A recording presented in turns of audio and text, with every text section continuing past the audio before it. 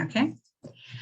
The Greater St. Louis Sisters in Crime is offering answers to the puzzling new subgenres of mystery that have recently popped up. You're invited to a Zoom half hour on our YouTube channel as President Fedora Amos interviews working writers. Today we have a complete reversal. Sisters in Crime, Rebecca Young, and that's me, will be asking the questions of Pres Fedora. In addition to chatting about Fedora's writing, we're going to explore the meaning of the science fiction fantasy mystery. This spring, our chapter sent out a survey to discover which mystery categories are most loved. The responders were asked to choose their favorite genres out of 8 categories: classic, private eye, true crime, historical, suspense thriller, police procedural, amateur sleuth, and more. Most of the responders consisted of avid readers, mostly women who buy the books and love mysteries. Today, we're tackling that tough one. In our completely unscientific survey, science, fiction, fantasy were judged the least popular and most misunderstood subgenre of mystery. Yes, the categories overlap, and yes, they are a bit arbitrary. Feel free to weigh in with any suggestions or comments and send them to Fedora at fedoraamos.com. Perhaps we should have fewer categories or more. Why? Because the huge volume of books published each year grows in a bewildering rate, and that we need more specific words to locate our preferences and to describe them to people such as librarians, booksellers, editors, and agents. Here is a definition that has been cobbled together from online sources about sci-fi and fantasy mysteries. It's speculative fiction with supernatural, futuristic time slips, are fantastic elements and messages from the unknown. The works often contradict or contort assumptions and facts about the real world as we know it. No wonder people misunderstand. Maybe Fedora and I can simplify this definition for you. Traditionally published author of Victorian whodunit, with a touch of humor, Fedora Amos is a St. Louis best-selling author. She won the Mayhaven Fiction Prize for her Victorian whodunit, Jack Ripper in St. Louis. 5-Star Signage published her next 2 Jimmy McBustle mysteries, Mayhem in Buffalo Bill's Wild West, and Have Your Ticket Punched by Frank James. In her former life as a teacher and speech coach, Fedora earned the honor of being included in 3 different halls of fame: the Speech and Theater Association of Missouri, the National Speech and Debate Association, and her high school alma mater. She has one son, Skimmer, who partners in Fedora's writing of science fiction, fantasy, and magical realism. When people ask her why she writes, she says, "I love words, always have. Reading them, writing them. I even look them up in the dictionary. Words are the best and the cheapest gift we humans give to each other. So call me eccentric, call me crazy, but call me a writer." So with that, we're going to ask some questions here. So Fedora, what happened, or what led you into wanting to be a writer? What were the things in your childhood or your young years that made you feel like writing was for you?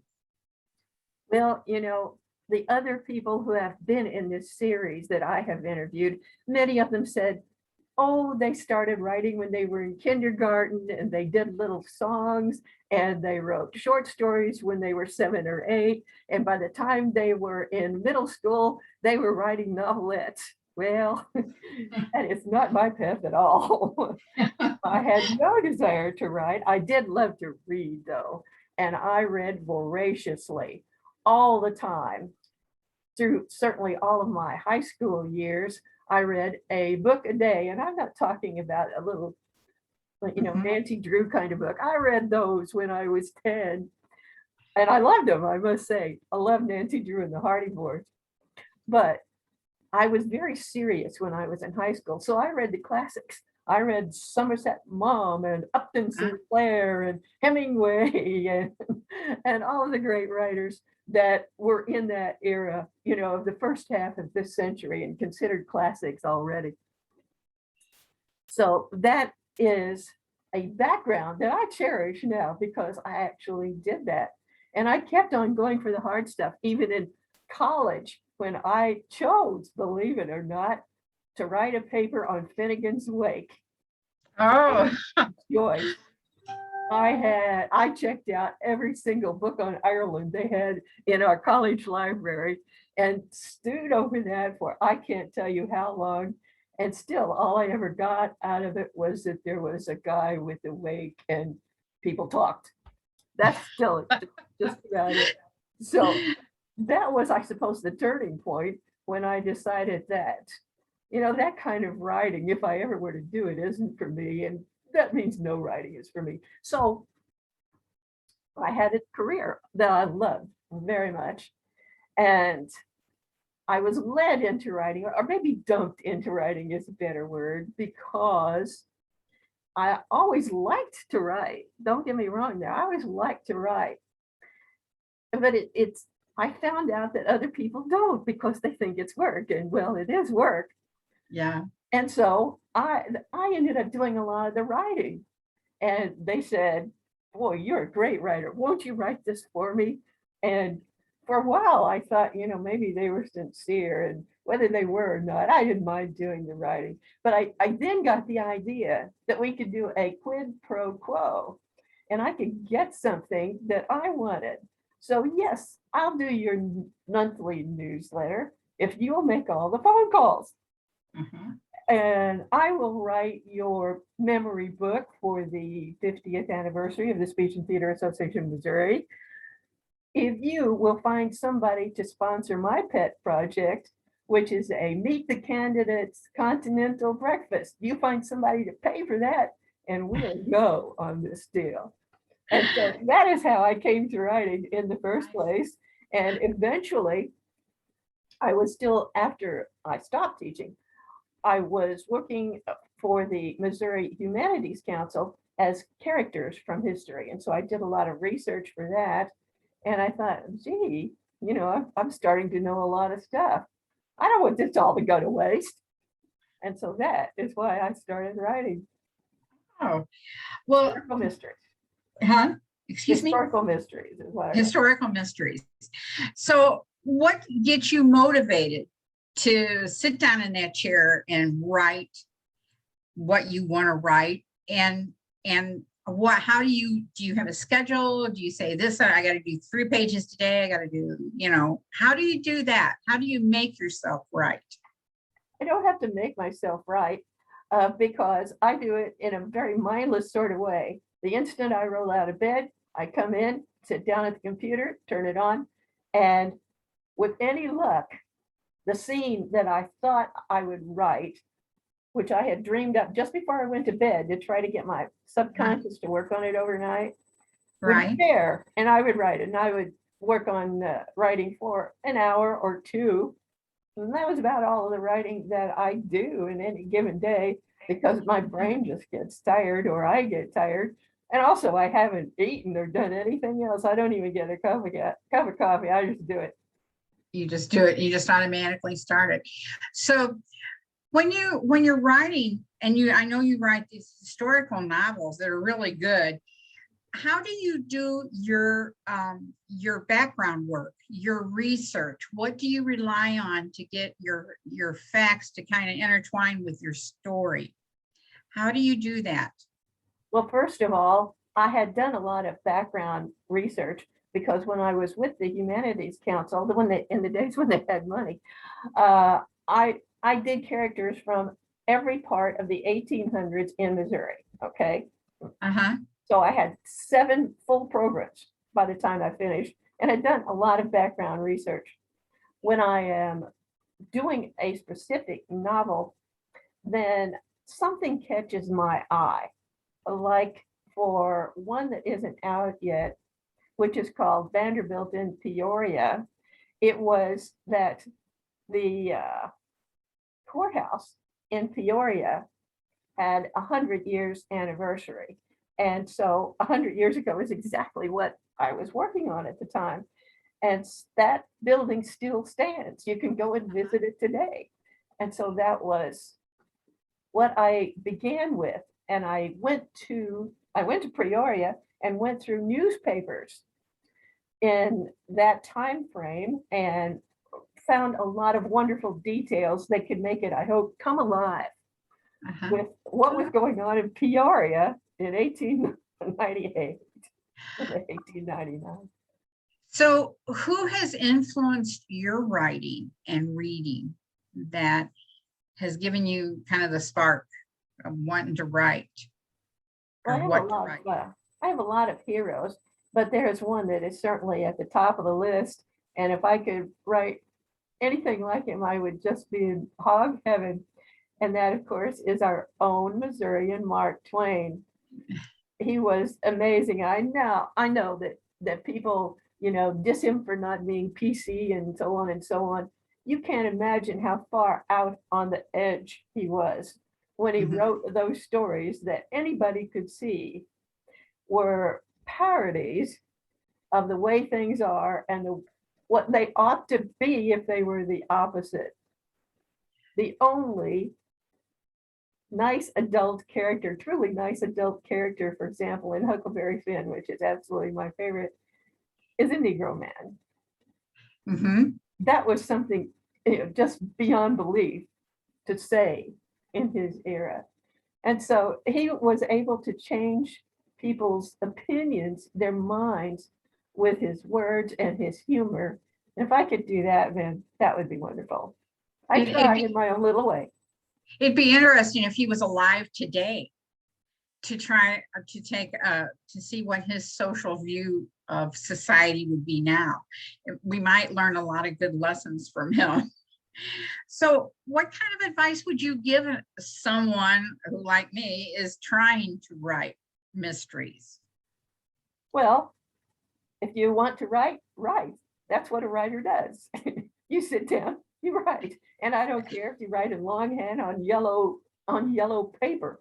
I have a friend who does that even now. She has a lot of books out, but she always writes it first, longhand on yellow legal pads.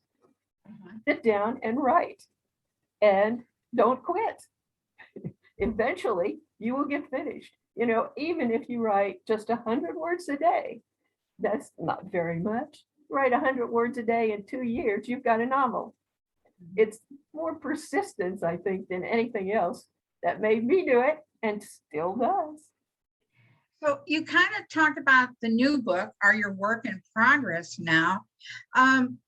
Who should want to read that book and why? Who would that book appeal to, do you feel? Well, let me start with what I'm working on to get out into the public very soon. And that's an ebook. You see, Five Star Cengage doesn't do ebooks anymore, so I'm free to do ebooks. And this is one from an earlier part of time, okay, in my Jimmy McBustle series. And so I want to put it out as an ebook. It's called See President McKinley or Die Trying. And it's about the sad situation of insane asylums for women in those days, when women were institutionalized for life, not because they were crazy, but because they were inconvenient. Right. And it was all perfectly legal. So that is that. And also I'm trying to get I have narrated it myself and am looking for an engineer to put that up as an audiobook. Oh, well, that sounds like something I would really want to read with my background in mental health. So, well, it should be there soon, but that, of course, is not my the one that I'm on here today for, the science fiction fantasy one. And let me start that with fantasy is the bedrock of literature. Go back to Aesop's fables when he has animals talk, and to everything in between, from King Arthur and the Green Knight, where the knight runs around without a head, you know, and all of this fantasy is what keeps coming down to us. So I think it's time for me to branch out into that. And I did so with my son, because this book, which we call Not for Profit, is it's a magic realism book, and it's based on an idea of my son's. The original working title was Big Doings Down at the Deli. And because it's magical realism, it's in a very normal setting, a town in southern Illinois in a delicatessen. Couldn't be more normal than that, until the magical realism element comes in and changes everything. And so that's what this one is. It's called Not for Profit. And I have a little story about that, which is that we got it all together. I sent it off to someplace I thought might be likely to publish it. And they said, that was in November of last year. And they said, well, we'll have an answer for you by the end of December. Well, December came and went, January came and went, February came and went.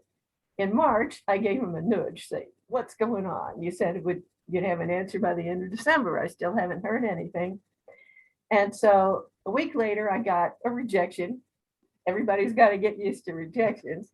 But Right. this one was with a difference, because they asked, would I like some feedback for it? And so I said, well, of course, so send it along. So I got 3 single-space pages of developmental editing.